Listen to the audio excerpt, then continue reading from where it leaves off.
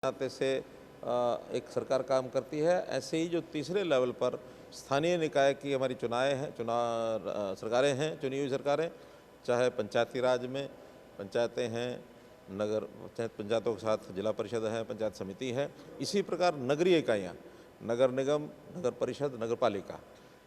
पहले हमने पिछले सप्ताह भर पहले ग्रामीण क्षेत्र की जो तीनों इकाइयों के लोग थे उनसे बातचीत की थी और स्थानीय तौर पर जितनी भी छोटी बड़ी कठिनाइयाँ होती हैं लोगों की, उन सब के ऊपर चर्चा उस समय भी हुई थी और आज शहरी क्षेत्र में भी उन सब बातों पर विचार हुआ। हमने पिछले कुछ सालों में ऐसी जो लोकल इकाइयाँ हैं उनको स्वायत्तता कितनी दी जाए, कितना उनको ऑटोनॉमी दी जाए, उस पर एक-एक करके आगे बढ़ रहे हैं।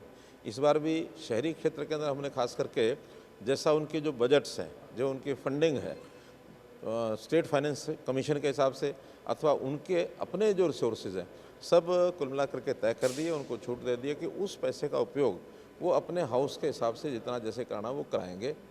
कुछ चीज़ें ऐसी हैं जो स्टेट गवर्नमेंट के पूरे फंड से ही हम उनको करके देंगे, जैसे विशेष तौर पर जो कार्यालय हैं उनके, क्योंकि कार्यालय बड़ा खर्च होता है उनके लिए, वो शायद अपने आप फंड में से नहीं कर सकते हैं।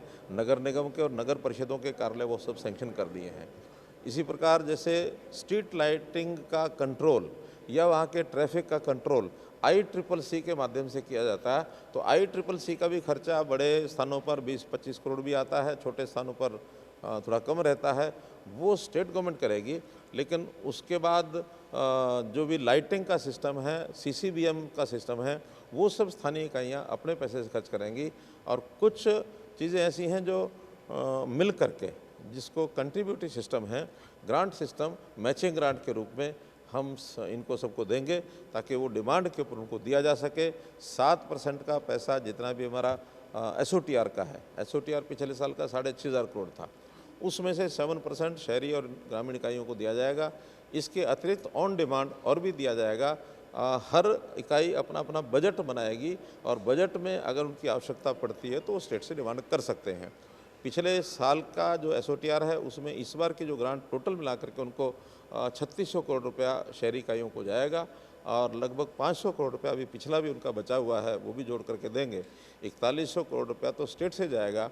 और एक विषय हमने उनसे जो जानकारियाँ ली हैं, 5000 करोड़ रुपये से ऊपर राशि ऐसी है जो अलग अलग नगर की इकाइयों के पास अपना भी आज भी है, जिसका खर्च वो किन्हीं कारणों से शायद नहीं कर पा रहे होंगे, लेकिन कुछ कॉम्प्लिकेशन उनकी जो आती हैं काउंटिंग का सिस्टम में कुछ जो दिखते हैं वो आज दूर करने के लिए उनको कह दिया है, तो इस पैसे को वो खर्च कर पाएंगे।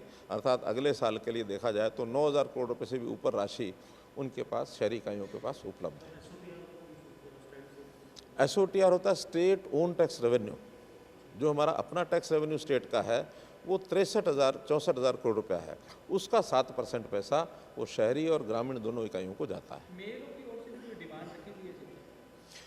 छोटे इश्यूज होते हैं, जैसे कुछ कमी है, मानो स्टाफ की कमी है, वो उन्होंने बताया है। जहाँ कहीं उनको कठिनाई आती है कोई टेंडर में करने में, या कहीं छोटे मोटे भ्रष्टाचार के किस्से भी कई हमको मिलते हैं।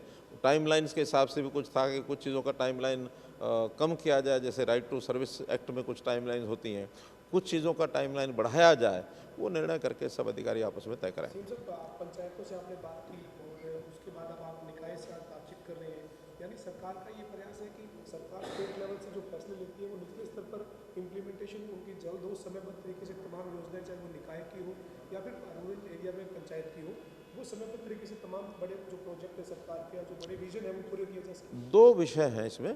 एक तो सरकार के अपने जो काम हैं वो सब सरकारी डिपार्टमेंट्स अपने लेवल पर नीचे तक पहुंचाते हैं, उनको कोई कठिनाई ना आए, उसमें कोऑर्डिनेशन ठीक हो। क्योंकि जैसे शिक्षा का, एजुकेशन का है, वो अपना स्टाफ अपना काम करता है, एग्रीकल्चर अपना करता है, इरिगेशन अपना करता है, हेल्थ अपना करता है, ये सब डिपार्टमेंट स्टेट के डिपार्टमेंट है, वो सब काम करते हैं। लेकिन जो स्थानीय जो सरकारें हैं, लोकल सेल्फ गवर्नमेंट जिनको कहते हैं, उनके अपने काम हैं। स्वच्छता का काम उनका है, शहर में सुंदरता का काम उनका है, रेगुलेशन ऑफ कॉलोनीज़ जो है, अनऑथराइज कॉलोनीज़, उनका काम उनका है।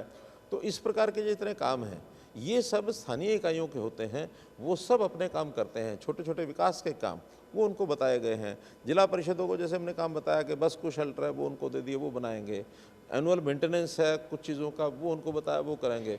तो जो कामों का बंटवारा, ये एक प्रकार की स्थानीय सरकारें, अलग सरकारें होती है स्टेट गवर्नमेंट से, केवल इनको फैसिलिटेट करना हमारा काम है, फंड्स देना हमारा काम है।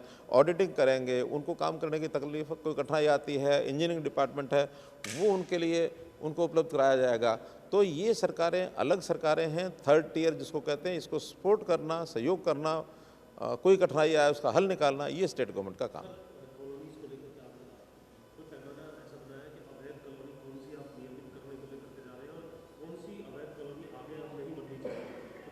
पैमाना उसका यही है कि अब किसी नई अवैध कॉलोनी की कोई रजिस्ट्रेशन नहीं होगी, पहला विषय।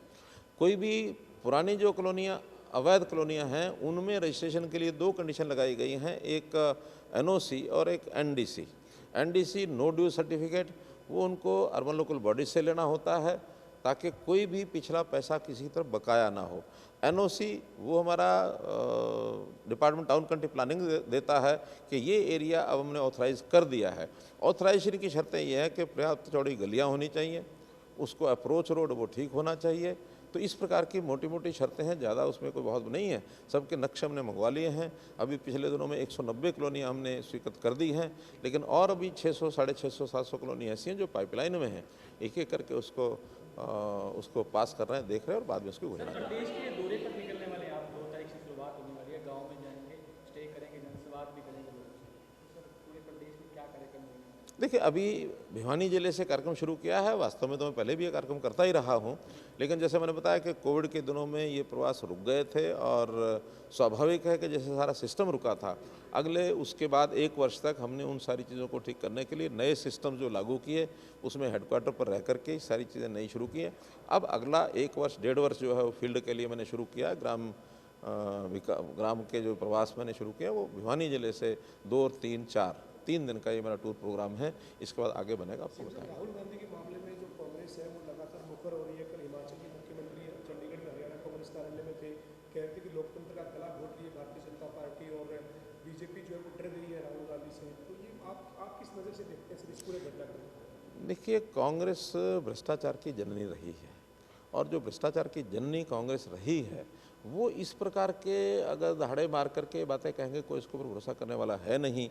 और फिर उसमें भी मर्यादाएं तोड़ करके कोई आदमी कुछ करेगा तो उसका संज्ञान जनता तो लेती है। इस बार उसका संज्ञान कोर्ट ने लिया है, तो कोर्ट ने कुछ चीज़ का संज्ञान लिया, इसमें हमने कुछ करना नहीं है, आखिर हमारा विषय भी नहीं है। हाँ, कोर्ट में दोबारा से अपील करें, अपील करने के बाद अगर उनके खिलाफ कोई गलत निर्णय हुआ तो ठीक होगा, लेकिन उस निर्णय के जो फॉल आउट हैं, उस फॉल आउट में मान लो एक नियम बना हुआ है और वो आज नहीं बना, बहुत पुराना बना हुआ है, 2013 से लेकर के 14 से लेकर के अब तक।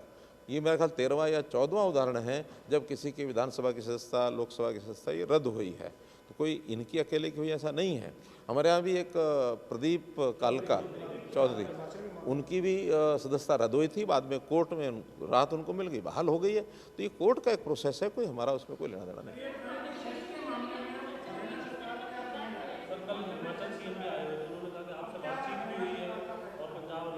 उन्होंने जो मुझे बताया था, फ़ोन हुआ था कि जी पानी पर हमने टैक्स नहीं लगाया है, हमने तो केवल जो हाइड्रो प्रोजेक्ट्स हैं उनके ऊपर लगाया है। अल्टीमेटली हाइड्रो प्रोजेक्ट्स पर भी जो प्रभाव उसका हमारे ऊपर पड़ेगा उसका तो विरोध करेंगे। जैसे बीबीएमबी के माध्यम से उन्होंने जो भाखड़ा की बिजली पैदा होती है उसके ऊपर चार्जेस लगाया, तो उसका तो आखिर पैसा वो हमको भी देना पड़ेगा, पंजाब को भी देना पड़ेगा, कुछ और प्रदेश जो उसमें से लेते होंगे, तो बिजली का रेट महंगा हुआ, उसका प्रभाव हमें पड़ेगा, तो हम उसका तो विरोध करेंगे। अभी भी लेता है।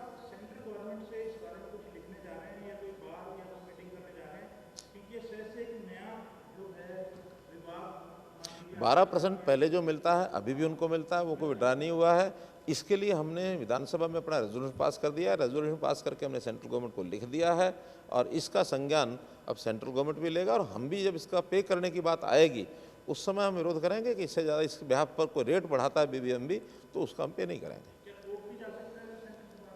जब कोई ऐसा विषय आएगा जब उस समय देखेंगे, लेकिन आज तो अभी हमने उसका विरोध किया है और वो केवल रेट, उसका असर हरियाणा पर नहीं पड़ना चाहिए, दूसरे प्रदेश पर। अपने प्रदेश के लिए जो करना है वो कर सकते हैं। सेंट्रल गवर्नमेंट कोई चीज़ करती है तो वो सब पर लागू होती है, लेकिन स्टेट गवर्नमेंट किसी दूसरी स्टेट से कोई भी चीज़ का वजन नहीं डाल सकती। धन्यवाद।